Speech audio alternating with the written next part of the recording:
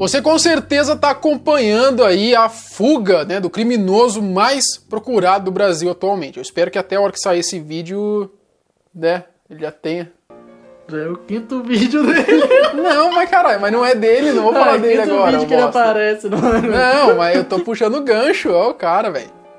Tá tirando mesmo. Não, eu espero que até a hora que sair esse vídeo já tenha pego ele, né? Mas até a hora que eu tô gravando, não. Então provavelmente você tá acompanhando aí essa saga aí atrás do Lázaro. Se quando sair esse vídeo já tiverem pegado ele, aí desconsidere essa parte do vídeo. Beleza! Enfim, com esse assunto de serial killers, né, em alta, a gente vai trazer uma lista pra vocês aqui hoje de 5 dos maiores serial killers do mundo.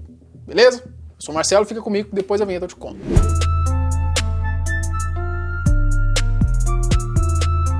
Gilles de Rais. Alguns o veem como herói, outros veem como um monstro. Mas o fato é que no ano de 1337 ocorria uma guerra entre a França e a Inglaterra que ficou conhecida, né? A famosa Guerra dos 100 Anos. Nessa guerra surgiram algumas personalidades conhecidas como a própria Joana d'Arc. Você já deve ter ouvido falar dela, saiu até filme. E Gilles de Rais era filho de nobres franceses. E ele, ao lado de Joana d'Arc, era um influente líder militar. É dito que a sua loucura começou depois que a sua companheira, a Joana d'Arc, foi morta. Em outros lugares dizem que ele perdeu a cabeça depois que ele acabou perdendo toda a sua fortuna por ter lançado uma peça de teatro fracassada. O fato é que Gilles de Rais começou a assassinar crianças.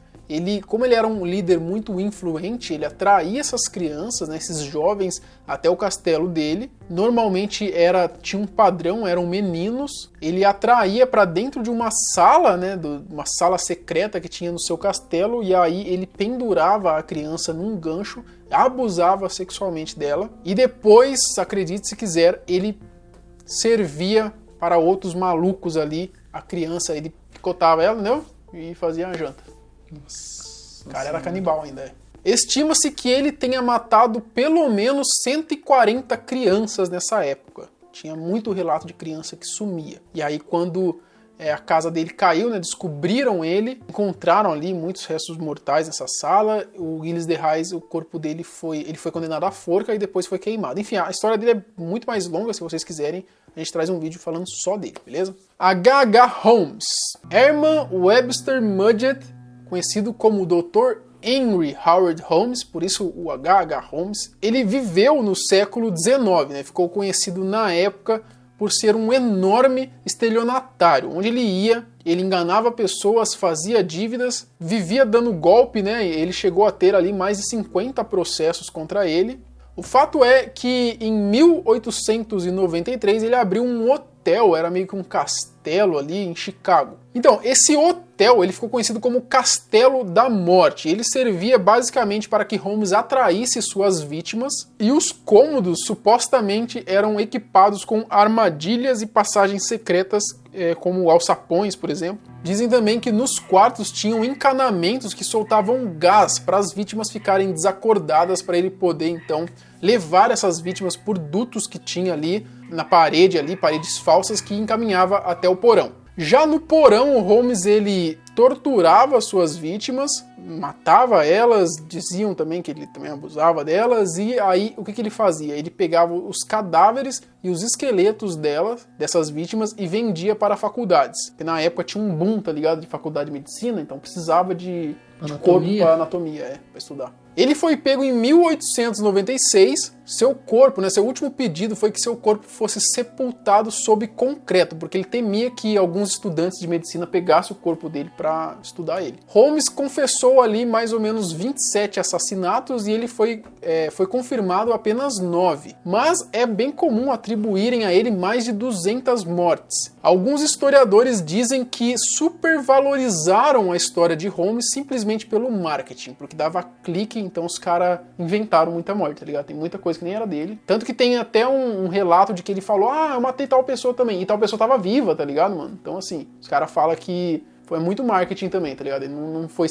Era um monstro também, um assassino, mas não desse jeito. Harold Shipman. Esse ficou conhecido como o Doutor da Morte, né? O médico, ele era respeitado no meio e ele costumava usar diamorfina para matar os pacientes. Diamorfina é um nome bonitinho para heroína. Até hoje não se sabe ao certo as motivações de Shipman. Suas vítimas normalmente tinham um padrão também, como é bem comum, né, de serial killer. Normalmente eram mulheres idosas que viviam sozinhas. Mano, qual é desses caras, né, velho? Vou deixar matar a velha de overdose, tá ligado? Ele era médico, né, mano? Então, tipo, ele conseguia essas drogas aí, tá ligado? Ó, a casa dele caiu depois que a última vítima dele, que foi uma senhora de 81 anos de idade, chamada de Kathleen Grundy. Suspeitaram da morte dela porque ela nem estava doente, né? E o último que tinha visto ela tinha sido o Harold. Além de que foi descoberto também que o próprio Harold tinha falsificado o testamento dessa senhora, deixando a herança dela para ele. Então aí que a casa dele caiu. Parece que essa foi a única vez que a motivação dele foi financeira. O resto não tinha um motivo aparente, tá ligado? Mas diziam também que ele usava muita diamorfina também. Ele usava muita droga também, tá ligado? Ele pegava essa droga que ele usava pra matar as vítimas, ele também usava nele, tá ligado? Mas não em dose alta. Não dose pra matar. Shipman foi julgado e condenado pela morte de 15 pessoas, né? Mas um inquérito concluiu... Concluiu é foda. Concluiu, velho. Puta que... Igual os caras ficam zoando o Salvador da Rima e o MC Pose também canta desse jeito. É. Fala, Crime Sorarado. Aquela música lá, tá ligado? Vai ficar se focando no vídeo, caralho. O bagulho já tá grande já. Os caras ficam falando de Salvador. Vá tomar no c... Calma, irmão, não é assim. Shipman foi julgado e condenado pela morte de 15 pessoas, mas um inquérito concluiu que ele deveria ter matado ali pelo menos 250 pessoas. Então também era... tá bem ali no ranking também. Já na cadeia, né, ele acabou se enforcando num lençol em 2004. Luiz Garavito. Esse cara ficou conhecido como a besta da Colômbia, né, ou o monstro colombiano. Luiz Garavito, em 1999, admitiu ter estuprado e matado 140 crianças. Seu padrão de vítima era o mesmo sempre, né? Crianças ali entre 8 a 14 anos de idade, mais ou menos. Sempre de classe social baixa, né? Ele pegava as crianças pobres e ele seduzia elas com doce ou com dinheiro, e aí normalmente ele levava elas para passear assim, caminhando, e aí quando chegava num local que não tinha ninguém, ele então cometia ali o crime. Ele agredia a vítima, espancava ela, usava ali chave de fenda, usava um pedaço de pau, alguma coisa, espancando, e abusava das vítimas também. Dizem também que ele chegava a usar uma faca para cortar os dedos das vítimas, em alguns casos ele até desmembrava ali algumas partes do corpo. Pesado, né, mano? A gente fala no bagulho meio na naturalidade, sim, mas esses bagulho é real, mano. Tipo, não é história de que... Não faz muito tempo não, velho. É história. Eu vi falar, não, puta, aí aconteceu, caralho. Tipo...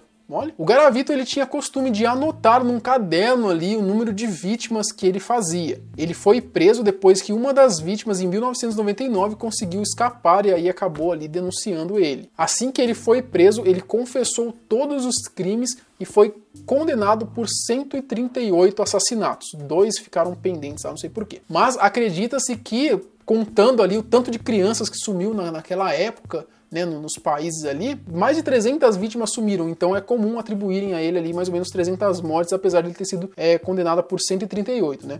E agora a parte revoltante é que Garavito, ele tinha sido condenado a princípio por mais de 1000 anos de prisão, né, que deu lá a soma das penas dele. Só que assim como no Brasil, né, na Colômbia também, tem uma anomalia jurídica aí de que a pena máxima lá é 40 anos. Como ele colaborou com as investigações, a pena dele reduziu para 20 e poucos anos. E por bom comportamento ele pode sair antes. Sei que essa parte é a parte triste, né? É lamentável. Mas será que um cara desse, a hora que sai, os caras não matam, não? Não sei, mano. Parece até um país que eu conheço, né? Esse, ele não morreu, uma pena, né? E daqui a pouco ele tá solto aí, dando entrevista em podcast. Pedro Lopes. Esse é outro colombiano, ficou conhecido como Monstro dos Andes, em 1980. A sua mãe era uma prostituta e seu pai ele tinha morrido antes dele nascer. Ele conta que a sua mãe levava os clientes para casa e ele via tudo. Tinha só uma cortina ali, mas ele conseguia ver tudo, então isso já foi perturbando a cabeça dele. Aos 8 anos de idade, né, ele diz que a sua mãe teria o expulsado de casa porque pegou ele tentando abusar da irmã mais nova. Mano, isso com 8 anos de idade. Vai vendo. Bizarro, velho. Ele passou então a viver na rua e meio que foi adotado por um cara que era pedófilo e abusava dele. Aos 21 anos de idade, ele acabou sendo preso por causa de um roubo de carros, e aí na cadeia abusaram dele também sexualmente, só que depois ele acabou se vingando e matou todo mundo. Quando ele saiu da prisão aos 23 anos, né, foi então que começou ali os assassinatos dele, né? As suas vítimas normalmente eram meninas de 8 a 12 anos de idade, e estima-se que num total tenham sido mais de 300. E também ele tinha um modus operandi ali, ele sempre atraía essas meninas, estrangulava, diziam que ele também cortava ali o pulso delas para ver se tinha batimento cardíaco ainda, né, porque daí poderia estar viva. E ele chegou até na época a ser pego por alguns índios da região, né, que enterraram ele até a cabeça e deixaram ali para ele morrer. Só que dizem aí a história dele, né, dito que um missionário ali da época teria convencido os índios a soltarem ele. Quando ele foi preso, ele confessou os crimes para um padre, que na verdade era um policial disfarçado. Ele confessou então que teria matado 110 meninas no Equador, 110 na Colômbia e 100 no Peru. Na época, ele foi condenado à pena máxima, que adivinhem só, era de 20 anos. Tá de sacanagem, né? Ele foi solto depois de 14 anos, né, deportado e internado num hospício. Em 98, né, liberaram ele, disseram que ele já estava bem. Os familiares das vítimas, obviamente indignadas, né, por como que um monstro desse está solto em sociedade, colocaram ali a cabeça dele a prêmio, né, colocaram uma recompensa de $25 mil para quem matasse ele. A má notícia é que até hoje ninguém nunca mais ouviu falar dele. Então é bem provável que ele está foragido aí. E sendo que o mínimo que ele tinha que estar é apodrecendo numa cela. Bom, esses foram 5 dos maiores serial killers do mundo. Não é os maiores porque tem alguns que mataram mais, então se vocês gostaram, deixa bastante like aqui, deixa uma meta aí, ó, 30 mil likes mais ou menos, que daí a gente traz uma parte 2 com mais serial killers aí de fora, tá? Do mundão aí que mataram mais. Você achou absurdo isso daí? Mataram mais. Tem uns caras que mataram mais. Tem mulher inclusive aí. Tem até mulher inclusive. Muito obrigado a você que assistiu o vídeo até aqui. Até o próximo. Tchau.